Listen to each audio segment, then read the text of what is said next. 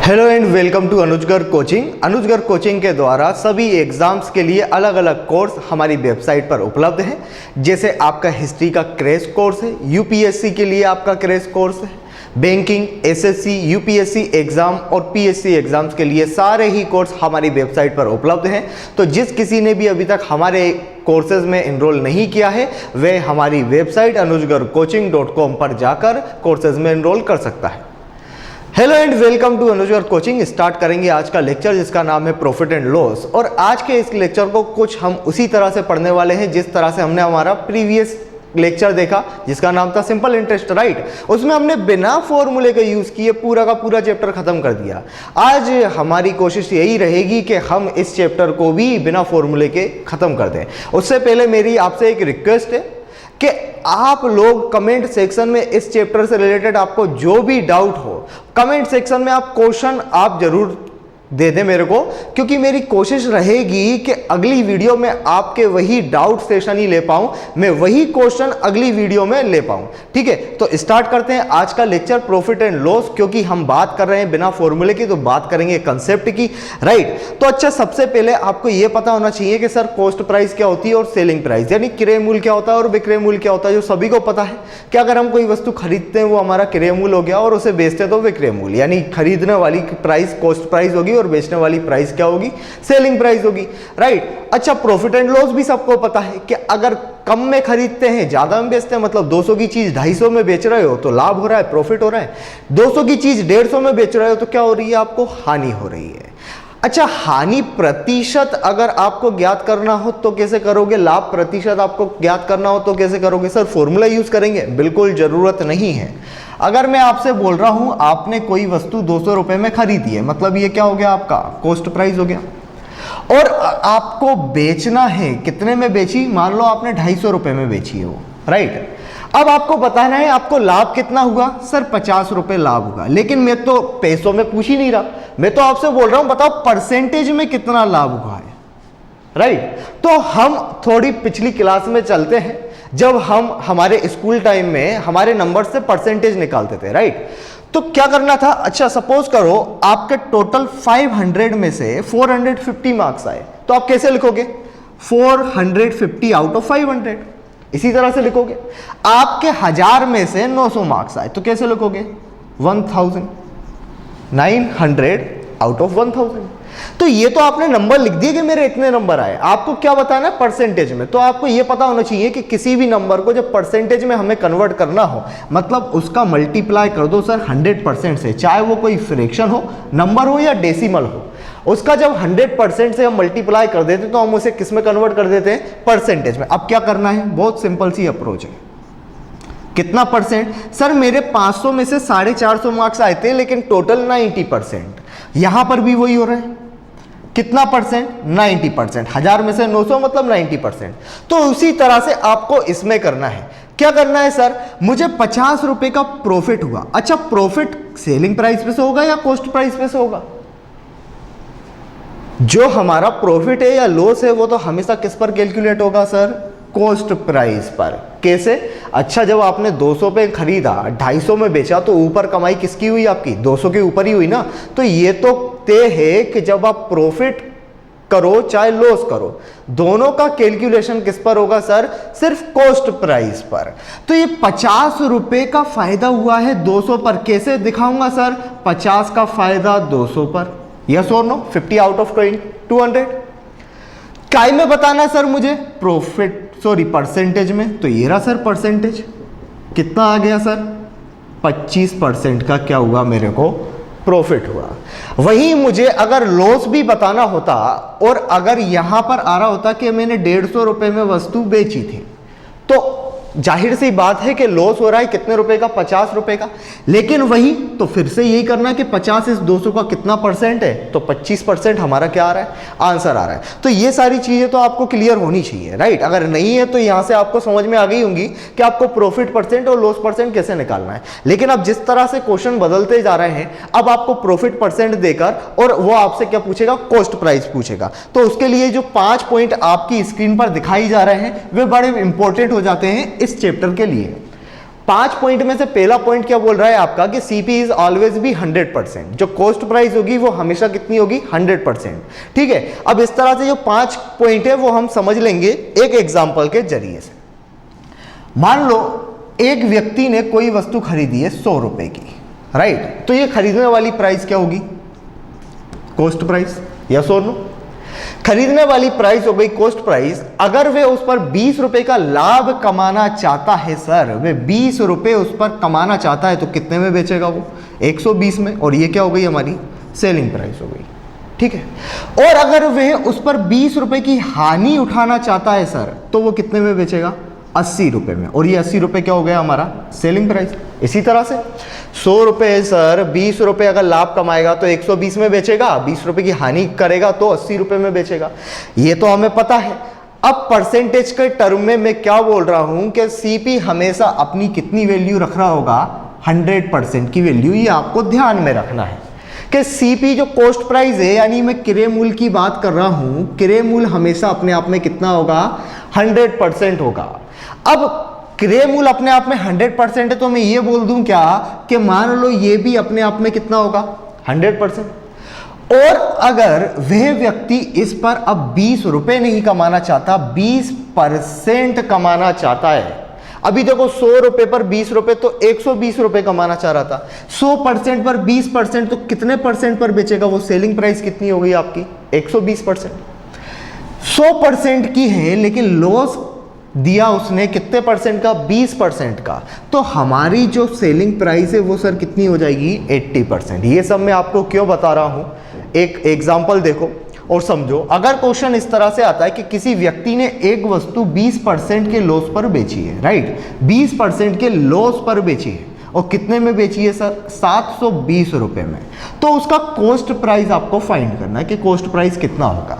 अगर इस तरह का क्वेश्चन आता है तो हमें सबसे पहले फॉर्मूले याद आते हैं कि सर फॉर्मूला क्या हो रहा होगा कॉस्ट प्राइस फाइंड करने का, cost price is equal to SP into 100/100 minus loss percent, right, और इसमें हम वैल्यू पुट करेंगे और आंसर आएगा। लेकिन जब हम बड़े बड़े एग्जाम्स में फाइट करेंगे और ये जो एक लाइन है, राइट, ये पूरे क्वेश्चन में सिर्फ एक लाइन होगी और हम फॉर्मूला पुट करेंगे तो हम टाइम ज्यादा कंज्यूम करेंगे, इसलिए इस फॉर्मूले को हमें यूज नहीं करना है।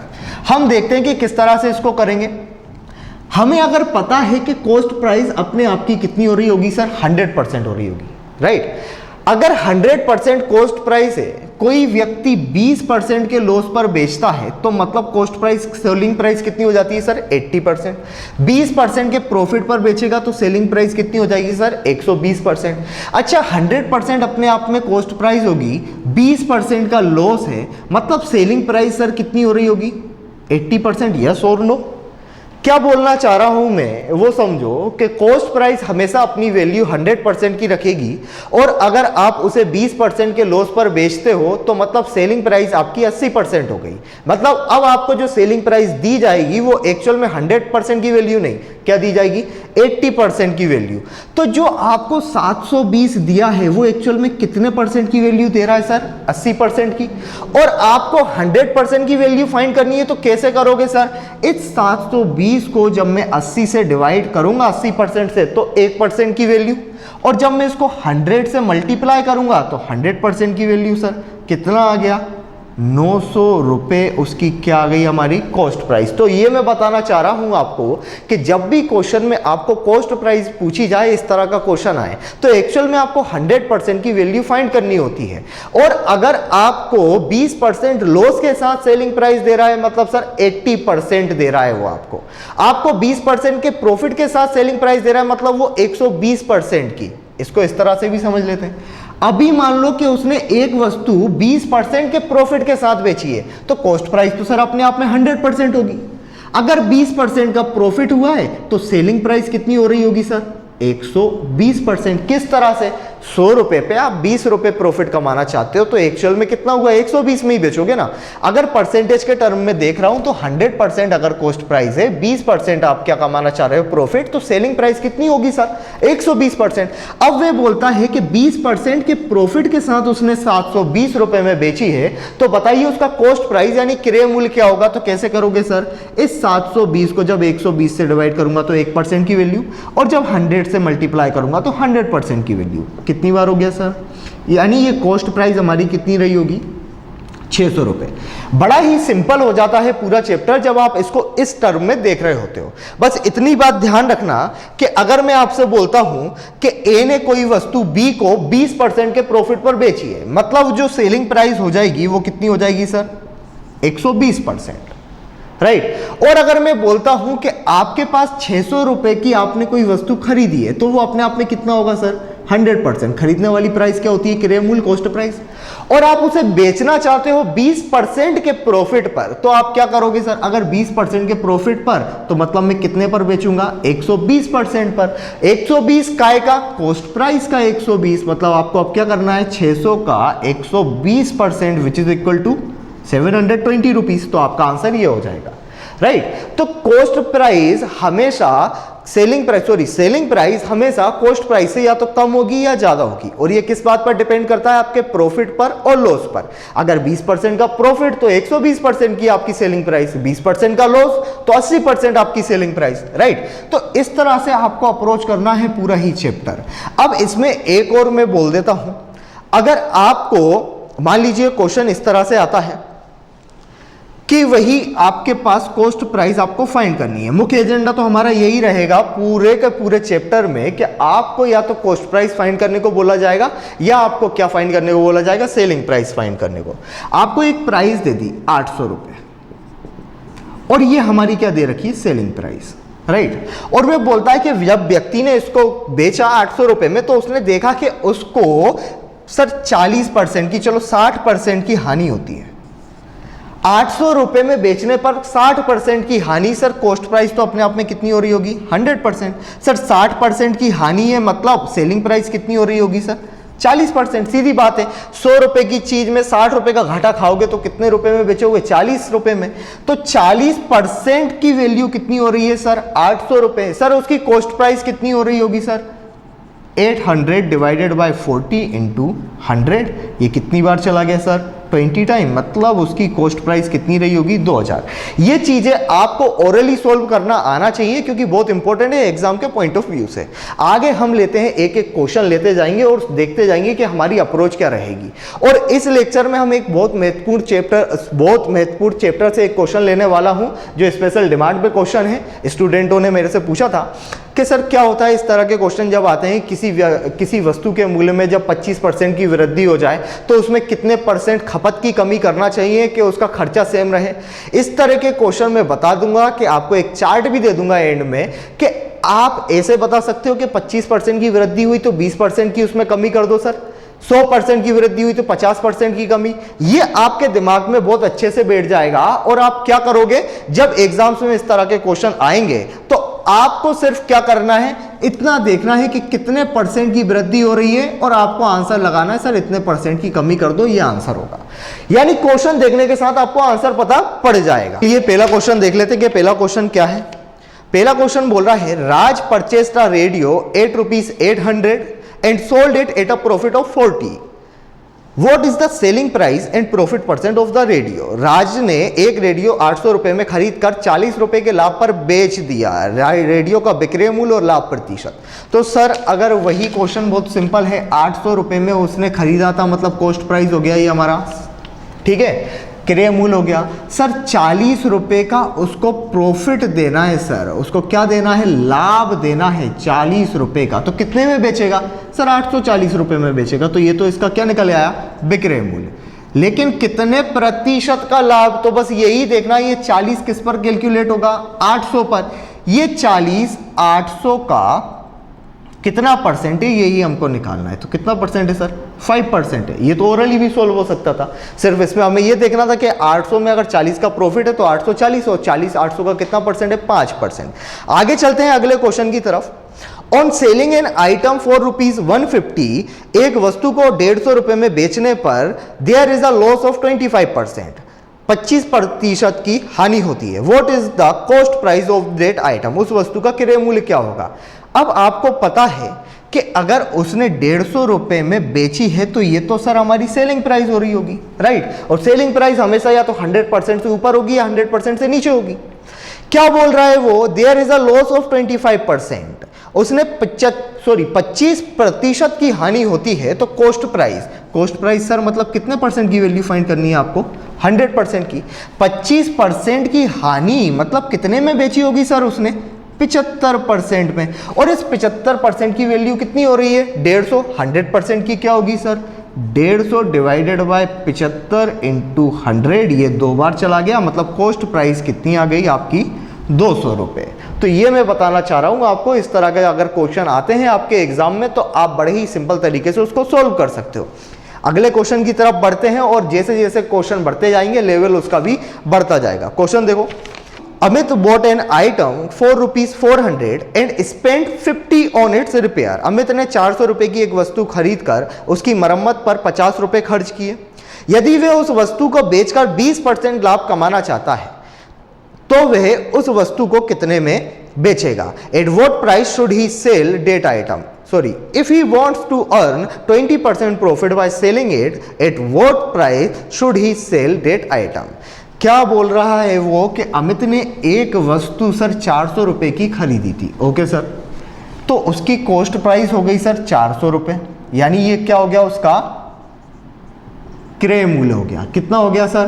क्रय मूल्य हो गया 400 रुपए।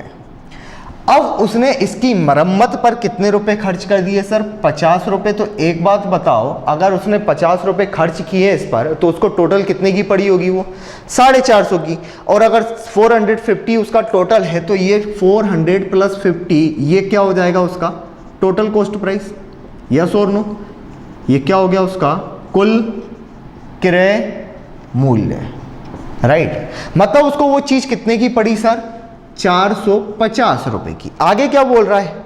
If he wants to earn 20% profit, तो ये तो सर टोटल कॉस्ट प्राइस है, तो ये तो अपने आप में कितनी होगी सर? 100% होगी। वे कितना परसेंट कमाने की बात कर रहा है? 20% कमाने की बात कर रहा है, प्रॉफिट की बात कर रहा है, मतलब सेलिंग प्राइस सर कितनी होगी? 120% होगी। तो वे कितने में बेचेगा सर? वे 120% में बेचेगा। किसका 120% सर? क्रय मूल्य का 120%। बस ये आपको करना है। क्या हुआ सर? 12 पंजे 60, 12 चौका 48 और कितना हो गया? 540 रुपए। यानी वे कितने में बेचेगा आपको? 540 रुपए में वे वस्तु बेचेगा। अब सपोज करो इस तरह से क्वेश्चन नहीं आता, वे बोल रहा होता कि 400 रुपए में 50 रुपए मरम्मत पर खर्च किए और उसको 540 में बेचता है, तो बताओ उसे कितने प्रतिशत लाभ होगा? तो आप क्या करते सर? 450 का तो उसको पड़ी है ना, 450 की उसकी कॉस्ट पड़ी है, 540 में बेचता है, मतलब फायदा तो है सर। कितने रुपए का फायदा है? 90 रुपए का फायदा हो किस में से रहा है सर? 450 में से। किस में बताना है? परसेंटेज में। ये लीजिए, ये 5 टाइम्स एंड 5 से कितना आ गया? 20%। तो हमको तो फॉर्मूले की जरूरत ही नहीं पड़ रही अगर हम परसेंटेज का कंसेप्ट इसमें लगा रहे हैं। बढ़ते हैं अगले क्वेश्चन की तरफ और देखते हैं अगला क्वेश्चन क्या है। A sells a bicycle to B at a profit of 20%। इस तरह का क्वेश्चन हर एग्जाम में मिल जाएगा आपको कि एक साइकिल को 20% लाभ पर B को बेचता है, B उसे 25% लाभ पर C को बेचता है।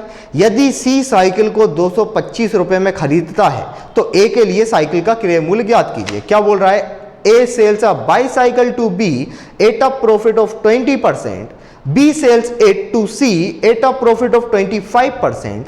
If C buys it for ₹225, what was the cost price of the bicycle for A? बड़ा ही सिंपल सा क्वेश्चन है।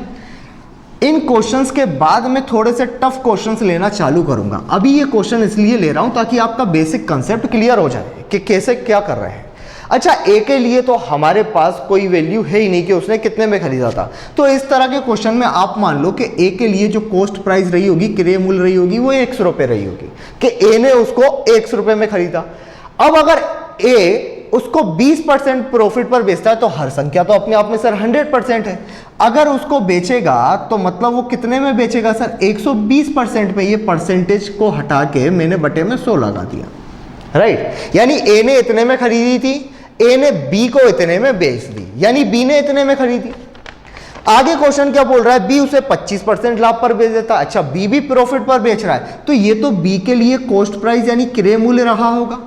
और बी अगर इस पर 25% कमाना चाह रहा है, मतलब वे इसको कितने पर बेचेगा सर, 125% पर। 100% अपने आप में क्रय मूल्य, 25% का प्रॉफिट, मतलब सेलिंग प्राइस 125%। तो वही मैं कर रहा हूं। तो कितना हो गया ये सर, 125% हो गया।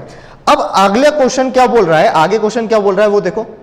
If she buys at 4 rupees 225। अच्छा, ये ए ने खरीदी, बी को बेची, ये बी ने खरीदी, सी को बेची।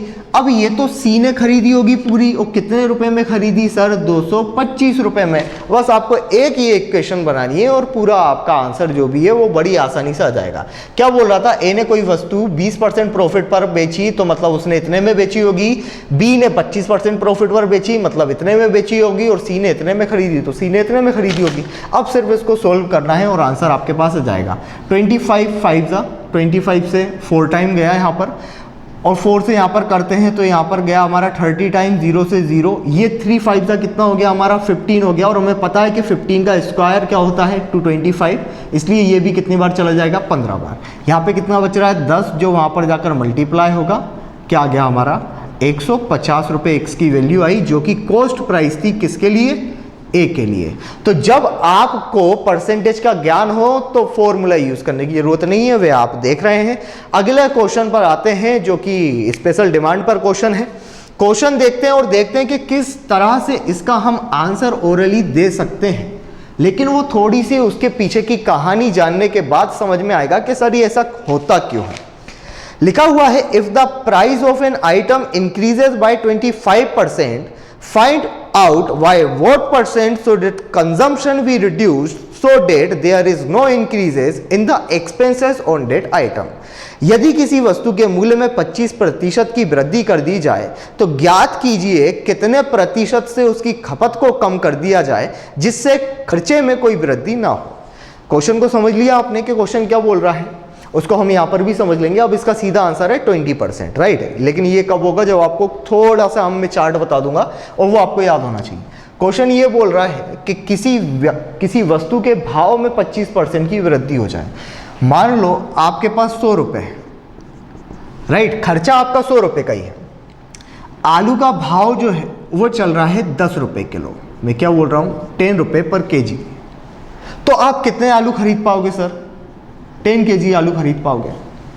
अब अगर वे बोल रहा है कि इसके भाव में 25% की वृद्धि, तो भाव खर्चा तो सेम ही रहना चाहिए, तो खर्चा अभी भी हमारे पास कितना है, 100 रुपये ही खर्च करने हैं, लेकिन भाव में 25% की वृद्धि हो गई है। अच्छा, 10 का 25% की वृद्धि मतलब 10 का 125%, कैसे निकालोगे सर, 10 का 125% कितना हुआ, 12.5 रुपये प्रति किलो के क्या हो गए, अब आलू हो गए। अब सर आप कितना खरीद पाओगे, पहले तो सर 10 रुपये किलो थे तो मैं 10 किलो आलू खरीद पा रहा था। अब 100 रुपये में 12.5 के हिसाब से सर कितने आलू खरीद पाऊंगा मैं, देख लो, 25 पंजे, 25 से 5 बार चला गया ये, और सॉरी 25 से ये 4 बार चला गया, 5 से कितनी बार गया, 8। तो अब सर आप कितना आलू खरीद पा रहे हो, 8 किलोग्राम। क्वेश्चन भी आपसे यही बोल रहा था। आपको इस तरह से सोल्व नहीं करना है एग्जाम में, मैं बताऊंगा, बहुत ज्यादा शॉर्ट में बता दूंगा उसको। मैं सिर्फ ये समझाने की कोशिश कर रहा हूं कि क्वेश्चन क्या बोलने की कोशिश कर रहा है। 10 रुपये प्रति किलो भाव था, अगर खर्चा वही रहे, 25% की वृद्धि हो रही है, मतलब अब आलू का भाव हो गया 12.5 रुपये प्रति किलो। जो 100 रुपये में हम 10 किलो खरीद पा रहे थे, अब वे 100 रुपये में हम 8 किलो खरीद पा रहे हैं। सर अगर खर्चा इतना बढ़ गया तो अगर कीमत इतनी बढ़ गई तो खर्चे को सेम रखने के लिए हमने कंजम्पशन यानी खपत कितने प्रतिशत से कम कर दी। तो सर पहले तो ये पता करो कि कितनी कम कर दी, 2 किलो। और ये 2 किलोग्राम किस में से कम करिए सर, 10 किलोग्राम से। तो 2 किलोग्राम 10 किलोग्राम का कितना परसेंट है वे निकाल लेते हैं। तो कितना परसेंट, 20%। तो मैं वही बोल रहा हूं कि अगर 25% से किसी वस्तु की कीमत बढ़ती है तो खर्चे को आप 20% से कम कर दो, राइट। अब ये अच्छा निकालना कैसे, इसको एक तरफ से और समझो।